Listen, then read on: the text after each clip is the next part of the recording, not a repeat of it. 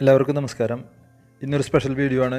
നമ്മുടെ വീട്ടിൽ ടൈലിൻ്റെ ജോയിൻ്റ് കൂടെയൊക്കെ പഴുതാര, മണ്ണര, അതുപോലെ ചെതൽ ഇങ്ങനെയുള്ള സംഭവങ്ങളൊക്കെ വരുന്നുണ്ട്. അപ്പോൾ അത് വരാതിരിക്കാൻ വേണ്ടി ചെയ്യുന്ന ഒരു ട്രീറ്റ്മെൻറ്റാണ് ഇതിൽ കാണിക്കുന്നത്.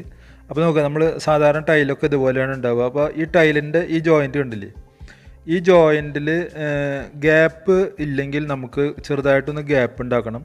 അപ്പോൾ അതിന് വേണ്ടിയിട്ട് ഇതുപോലെ ആക്സോ ബ്ലേഡോ അങ്ങനെ എന്തെങ്കിലും വെച്ചിട്ട് നമ്മൾ ഈ ഗ്യാപ്പുകളെല്ലാം ചെറുതായിട്ടൊന്ന് താഴ്ത്തി കൊടുക്കുക. കാരണം നമുക്ക് അവിടെ ജോയിൻറ്റ് ഫില്ല് ചെയ്യാൻ വേണ്ടിയിട്ടാണ്, രണ്ടാമത് ഫില്ല് ചെയ്യാൻ വേണ്ടിയിട്ടാണ്. കാരണം ആദ്യകാലങ്ങളിൽ ചെയ്തിട്ടുള്ള ഫില്ലറിൻ്റെ പ്രശ്നമാണ് ഈ ജോയിൻറ്റിൽ കൂടെ ഇങ്ങനെ മണ്ണരയും ഇതൊക്കെ കയറി വരുന്നത്. അപ്പോൾ നമുക്ക് ഇപ്പോൾ ലേറ്റസ്റ്റ് ആയിട്ട് ഫില്ല് ചെയ്യാൻ കിട്ടുന്ന ഇപ്പോക്സി ഫില്ലിംഗ് ഉണ്ട്. ഇപ്പോക്സി ഫില്ലിങ് ചെയ്ത് കഴിഞ്ഞാൽ പിന്നെ നമുക്കിതിൽ ഈ മണ്ണര, അതുപോലെ ചതൽ അങ്ങനെയുള്ള ഒരു സംഭവങ്ങളും പിന്നീട് കയറി വരില്ല. അപ്പോൾ അതെങ്ങനെ ചെയ്യണം നോക്കാം. അപ്പോൾ ഇതുപോലെ കണ്ടില്ലേ, ഒരു ഗ്യാപ്പ് ഉണ്ടാക്കിയിട്ട് അത് നന്നായിട്ട് കറക്റ്റായിട്ട് ബ്രഷ് ചെയ്ത് ക്ലീൻ ചെയ്യുക. പൊടികളൊക്കെ കളഞ്ഞ് ഡ്രൈ ആക്കുക. വെള്ള നനവ് ഉണ്ടാവരുത്, അത് പ്രത്യേകം ശ്രദ്ധിക്കുക.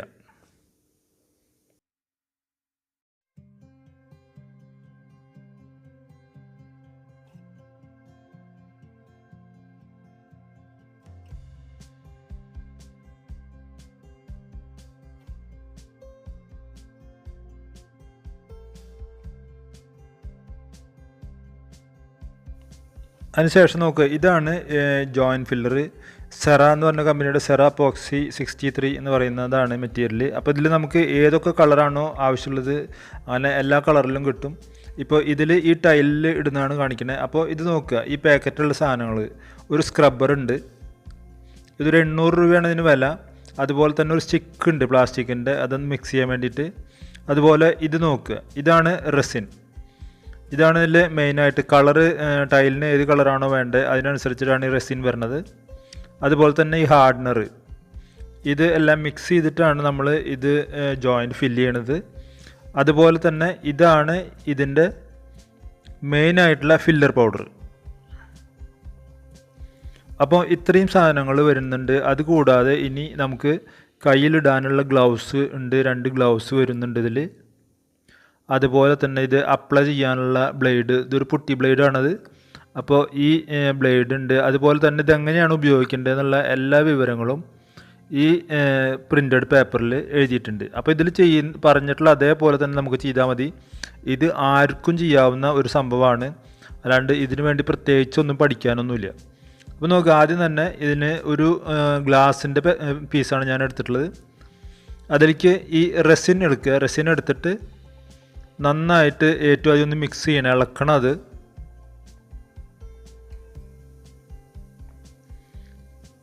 അപ്പോൾ ഇത് കണ്ടില്ലേ, ഇതാണ് റെസിൻ.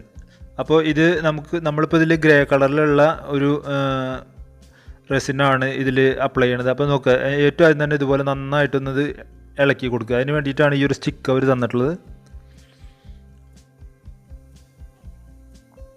അപ്പോൾ ഇത് ഉപയോഗിക്കാൻ വേണ്ടിയിട്ട്, ഇത് അപ്ലൈ ചെയ്യാൻ വേണ്ടിയിട്ടുള്ള എല്ലാ സംഭവങ്ങളും ഇതിൽ തന്നെ ഉണ്ട്. അപ്പോൾ വേറെ ഒന്നും നമുക്ക് കൂടിയിട്ട് നമുക്ക് പുറമേ നിന്ന് വാങ്ങിക്കേണ്ടതായിട്ട് ഒരു ഷാമ്പു മാത്രമാണ് വാങ്ങിക്കേണ്ട ആവശ്യമുള്ളൂ.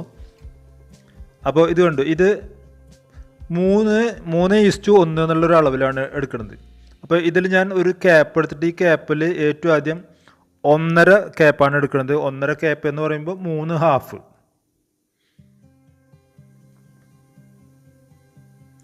കാരണം ഇതൊരുമിച്ച് കുറേ നമ്മളെടുത്ത് മിക്സ് ചെയ്യരുത്, ഇത് കട്ടയായി പോവും.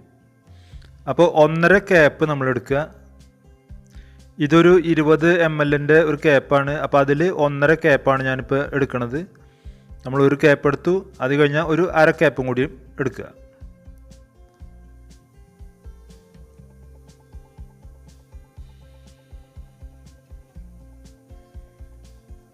അപ്പോൾ 1/2 ക്യാപ്പ് എടുത്തിട്ടുണ്ട്. ഇനി ഇതിലേക്ക് നമുക്ക് ഹാർഡ്നർ 1/2 ക്യാപ്പ്. അപ്പോൾ 3:1 എന്നുള്ള ആ ഒരു പ്രൊപ്പോർഷനായി ആ രീതിയിൽ തന്നെ വേണം നമ്മൾ ഇത് മിക്സ് ചെയ്യാൻ.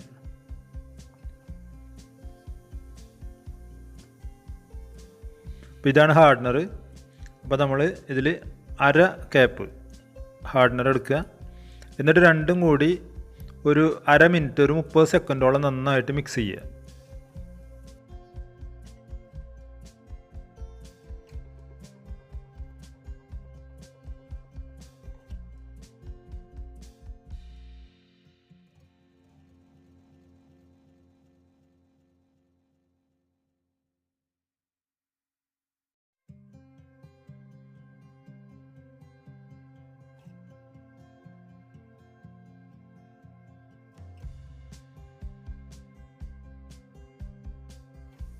അപ്പോൾ ഇത് മിക്സ് ചെയ്ത് കഴിഞ്ഞാൽ ഇനി നമുക്ക് ഈ ഫില്ലർ പൗഡർ ഇതിലേക്ക് ഇടുക. അപ്പോൾ ഫില്ലർ പൗഡർ നമുക്ക് കുറച്ച് ഇട്ടിട്ട് ഇത് കറക്റ്റായിട്ട് നമ്മൾ മിക്സ് ചെയ്തെടുക്കണം. കാരണം നമുക്ക് ഇതിനൊരു അളവ് പറയാൻ പറ്റില്ല, കാരണം പലതരത്തിലാണ് ഇത് വരുന്നത്. അപ്പോൾ ഇത് നമ്മൾ കുറച്ചിട്ട് ഒരു പ്രത്യേക ഒരു പരുവത്തിൽ ഇത് ആക്കിയെടുക്കണം. നല്ലൊരു കുഴമ്പ് പരുവം ആയി ഇതെടുക്കണം. കാരണം കട്ടയാവരുത്. കട്ടയായി കഴിഞ്ഞാൽ നമുക്ക് ഈ ജോയിൻറ്റിൽ കൂടെ ഇത് കറക്റ്റായിട്ട് ഫില്ലാവില്ല. അപ്പോൾ അത് ഒരു പ്രാവശ്യം നിങ്ങൾ ചെയ്യുമ്പോൾ തന്നെ നിങ്ങൾക്ക് മനസ്സിലാവും എങ്ങനെയാണ് അതിൻ്റെ ആ ഒരു ബ്ലെൻഡിങ് വരണേന്നുള്ളത്.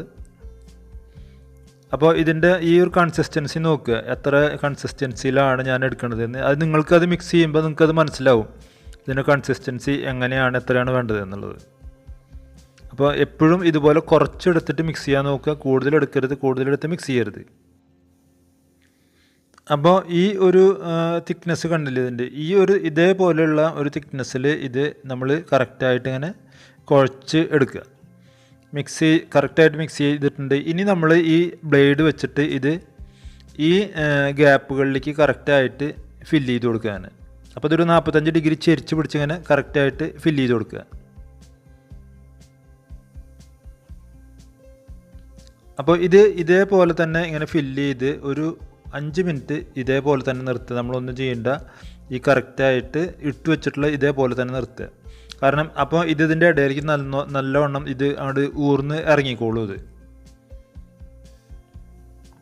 അപ്പോൾ 5 മിനിറ്റ് ഇതുപോലെ ആക്കി നിർത്തുക നമ്മൾ കറക്റ്റായിട്ട്.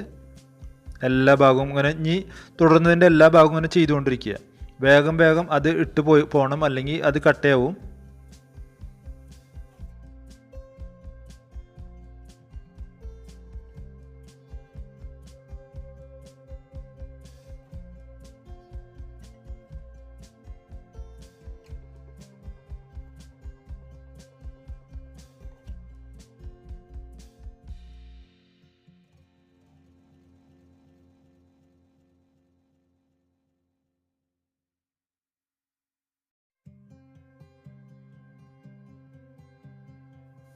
അപ്പോൾ ഇനി നോക്കുക, നമ്മളിപ്പോൾ ഒരു 5 മിനിറ്റ് കഴിഞ്ഞിട്ടുണ്ട്. അപ്പോൾ 5 മിനിറ്റ് കഴിഞ്ഞാൽ ഈ ബ്ലേഡ് കൊണ്ട് തന്നെ ഇതിനെ ഇതുപോലെ കറക്റ്റായിട്ട് ആ എക്സസ് കൊണ്ട് വടിച്ച് കോരിയെടുക്കുക. അപ്പോൾ നമ്മൾ ഈ വടിച്ച് കോരിയെടുക്കുന്നത് നമുക്ക് കളയാനുള്ളതല്ല, ഇത് അടുത്ത ജോയിൻറ്റിൽ നമുക്ക് ഫില്ല് ചെയ്ത് പോവാം. അപ്പോൾ ഒരു അരമണിക്കൂറിൻ്റെ ഉള്ളിൽ നമ്മളിത് ഫില്ല് ചെയ്ത് തീർന്നിരിക്കണം. കാരണം നമ്മൾ മിക്സ് ചെയ്തത് മുഴുവൻ അരമണിക്കൂറിൻ്റെ ഉള്ളിൽ നമ്മൾ ഉപയോഗിച്ചിരിക്കണം, അല്ലെങ്കിൽ അത് കട്ടയായി പോകും. അപ്പോൾ ഇനി നമ്മൾ ഇത് കറക്റ്റായിട്ട് വടിച്ചെടുത്ത് കഴിഞ്ഞാൽ ഒരു 20 മിനിറ്റ് അങ്ങനെ നിർത്തുക. അപ്പോൾ എല്ലാ ഭാഗവും ഇത് ഫില്ല് ചെയ്തതിന് ശേഷം ഒരു 20 മിനിറ്റ് നമ്മൾ ഇതിനെ വെറുതെ അങ്ങനെ നിർത്തുക. 20 മിനിറ്റിന് ശേഷം നമുക്ക് ഇത് വാഷ് ചെയ്തെടുക്കണം. അപ്പോൾ അതെങ്ങനെയാണെന്ന് നോക്കാം നമുക്ക്.